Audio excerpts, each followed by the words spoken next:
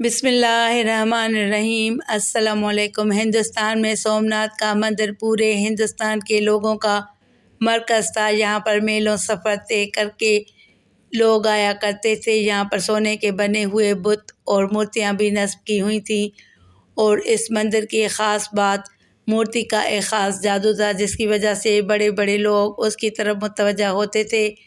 کئی سکھ اور عیسائی بھی اپنا مذہب بدل لیا کرتے تھے، اور سومناتھ کا مندر دیکھ کر لوگ ہندو مت کو قبول کر لیتے تھے، اور وہ خواہ اپنے مذہب پر کتنے ہی پکے ہوں، مگر اس منظر کو دیکھ کر سجدے میں گر پڑتے۔ اس کے اندر اتنا بڑا کرشمہ اور ایسا غیر فطری نشان تھا کہ انسان حیران رہ جاتا کہ اس میں ایسا بڑا بت تھا جو بغیر کسی سہارے کے ہوا میں معلق تھا۔ وہ نہ چھت کے ساتھ لگا ہوا تھا اور نہ زمین پر پڑا ہوا تھا، ایک عجیب و غریب کیفیت کے ساتھ ہوا میں لٹکا رہتا تھا۔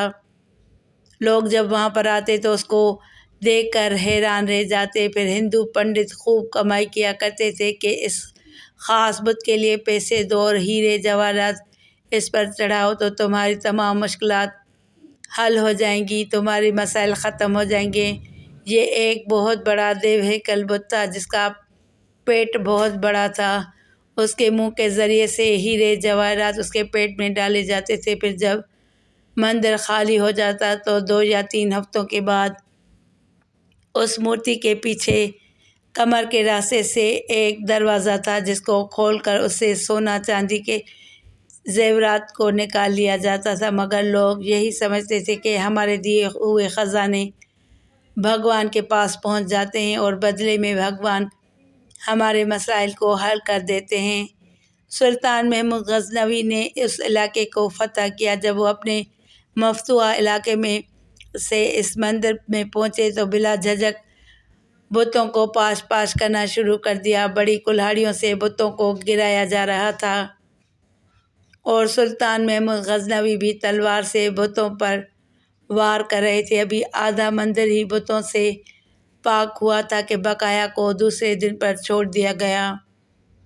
دوسرے دن تمام ہندوستان کے بڑے بڑے پجاری اور پنڈت مل کر سلطان محمود غزنوی کے پاس حاضر ہوئے اور بڑے اتحاد کے ساتھ، بڑی لجاجت کے ساتھ اور درخواست پیش کرتے ہوئے کہا کہ اس علاقے پر آپ ہی قبضہ رکھیں، مگر ہمارے اس بت کو مت توڑیے۔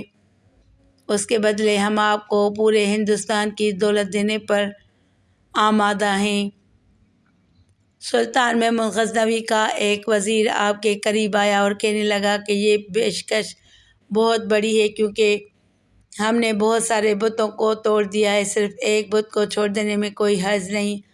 آپ اس پر ضرور غور کیجیے گا، کیونکہ مال و دولت آپ کو ملے گا، اس سے ہمارے دین اسلام کی حکومت بہت آسانی سے مستحکم ہو جائے گی۔ سلطان محمود غزنوی نے ان ہندو پنڈتوں کو کوئی جواب نہ دیا۔ دوسرے دن اپنے ساتھ ماہر طبیات یعنی ماہر سائنسدان البیرونی کو لے کر مندر میں پہنچے، کیونکہ آپ اس معمے کو حل کرنا چاہتے تھے۔ جب آپ وہاں تشریف لے گئے تو بت کو چاروں طرف سے گھوم کر دیکھا، کوئی پتلی چیز یا کوئی بھاری چیز یا کوئی معمولی سا سہارا بھی نہیں نظر آیا جس پر بت کو ٹھہرایا گیا ہو یا جس کے ذریعے سے بت کو ہوا میں لٹکایا گیا ہو۔ سلطان بہت حیران ہوئے اور البیرونی کو ذمہ لگایا کہ آپ اس کا معائنہ کریں اور اس کی وجہ ڈھونڈیں کہ اس بت کو ہوا میں کس طرح ٹھہرایا گیا ہے۔ عجیب و غریب سماں بن چکا تھا۔ بہت سارے وزیر اور سلطان محمود غزنوی بھی وہاں بیٹھ کر دیکھ رہے تھے کہ آخر اس کی وجہ کیا ہو سکتی ہے۔ البیرونی بھی پکے سچے مسلمان تھے۔ انہوں نے بڑے غور و خوض سے بت کو دیکھنا شروع کیا، قریب جا کر بت کو چھو کر بھی دیکھا، اور چاروں طرف سے بغور دیکھتے ہوئے آخرکار ان کی سمجھ میں یہ راز آ گیا، اور وہ بڑی فاتحانہ مسکراہٹ لے کر بادشاہ کے سامنے حاضر ہوئے اور بڑے ہی ادب سے عرض کیا، حضور، اس بت کے دائیں جانب دیوار کے اوپر والی اینٹیں اگر نکال دی جائیں تو آپ کے سامنے اس کا معمہ حل ہو جائے گا۔ سلطان، جو کافی دیر سے تحقیق ہوتے ہوئے دیکھ رہا تھا، وہ گہری سوچ میں پڑ گیا اور اپنے ایک وزیر کو حکم دیا کہ جن اینٹوں کی طرف البیرونی نے اشارہ کیا ہے وہ فوراً نکال دی جائیں۔ جیسے ہی اینٹیں نکلیں تو بت کا راز فاش ہو گیا، کیونکہ دائیں طرف والی دیوار سے اینٹیں نکالی گئیں تو بت دائیں جانب سے زمین کی طرف جھک گیا۔ ابھی وہ زمین پر گرا نہیں تھا، مگر اس کی ایک طرف بالکل نیچے کی طرف جھک گئی۔ یہ چیز پہلے سے بھی زیادہ حیران کن تھی کہ اینٹوں کا بت سے کیا تعلق ہے۔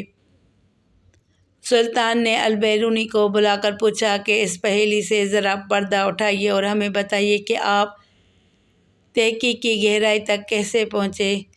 البیرونی نے بتایا کہ حضور، در حقیقت یہ سارا بت بہت اعلیٰ قسم کے لوہے کا بنا ہوا ہے۔ یہ ایسا بت ہے جو مقناطیس کی طرف خوب کھینچتا ہے۔ پھر اس کے وزن کے عین مطابق مقناطیسوں کو دیوار کی اینٹوں کے اندر خوب بھر دیا گیا ہے، یعنی اینٹوں کے اندر مٹی کی بجائے مقناطیس رکھ دیا گیا ہے۔ مقناطیس بھی اتنے اعلیٰ قسم کے ہیں کہ یہ پوری طرح اس مورتی کو اپنی طرف کھینچتے رہتے ہیں، اور اتنی زور سے کھینچتے رہتے ہیں کہ یہ اپنی جگہ سے حرکت بھی نہیں کرتی، بلکہ انہوں نے بتلایا کہ اس مندر کے اندر ہوا کی آمد و رفت بھی اس طریقے سے ترتیب دی گئی ہے کہ وہ بت کو اوپر کی طرف اٹھائے رکھتی ہے۔ اس تحقیق سے معلوم ہو گیا کہ وہ کون سی تکنیک تھی جس کے ذریعے جادو دکھا کر ہندوستان کے ہزاروں لوگوں کو گمراہ کیا گیا اور ان کو باطل کی گہرائیوں میں ڈال دیا گیا۔ سلطان محمود غزنوی نے اس بت کو توڑ دینے کا حکم دیا اور بڑے بڑے طاقتور سپاہیوں کا ذمہ لگایا کہ وہ اپنی پوری قوت کے ساتھ اس بت کے ٹکڑے ٹکڑے کر دے، حتیٰ کہ اس کا نام و نشان بھی ختم ہو جائے۔